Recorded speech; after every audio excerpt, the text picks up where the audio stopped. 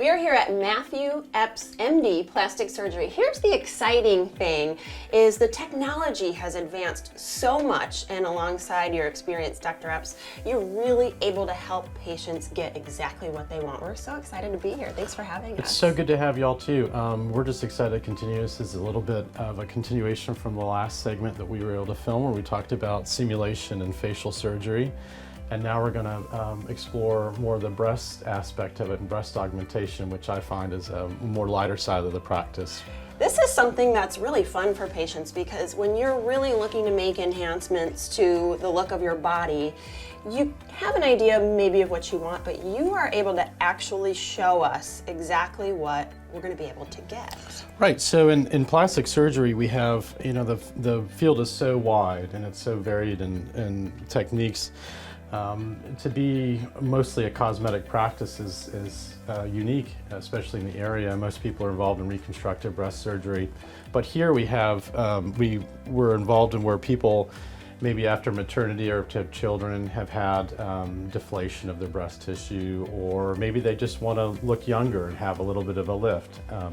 And so we specialize in more of the cosmetic side where surgeries are tailored, they're very unique. We're starting from someone who looks very good and then we're trying to just enhance it, make them look better.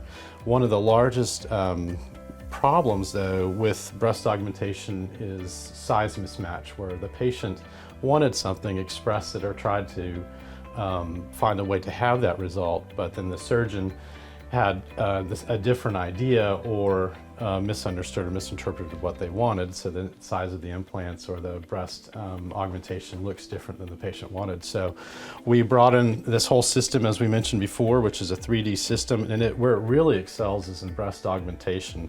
Over here I wanted to show, we have now there are hundreds of different types of implants, different styles and different shapes and different sizes.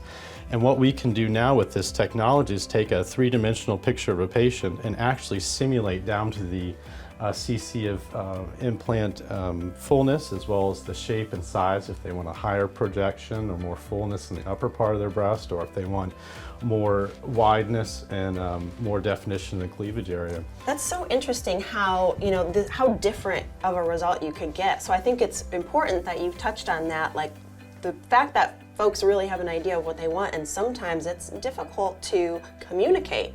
But here, you're able to show them exactly what these different products might look like on their physical body, so you don't have that issue. Exactly, and what's very nice about this is one of the fears of surgery, especially breast augmentation surgery in our patient population here, is that a lot of women want to look natural, and they have this fear that they're going to come out and look unnatural. Yes. And so here we can show you, well, if we take the style and we make it a little bit different style, or we take the size and make it a little bit different from here, even with breasts that mismatch, which is very common, we can even those out and almost in real time and simulate that so they feel more comfortable going to surgery. The issue will have a natural result. Yes. Interesting too how symmetry makes such a big difference in someone's look and how they come across. You don't think about that all the time, but here's a way that you could correct that potentially after children, or just you want a nicer look. Okay, so with the minute or so we have left, tell us what it would be like if we're thinking about having something like this done. What do we do? What is the process? First process is to read, and you read a lot.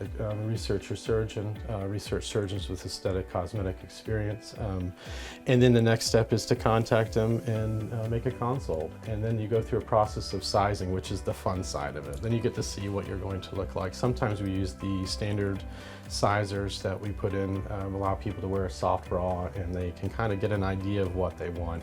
And then we move to three-dimensional imaging, and that's another appointment, and we really explore that, put it together, and one of the most tricky things is just trying to get through that first barrier of what do you want to look like.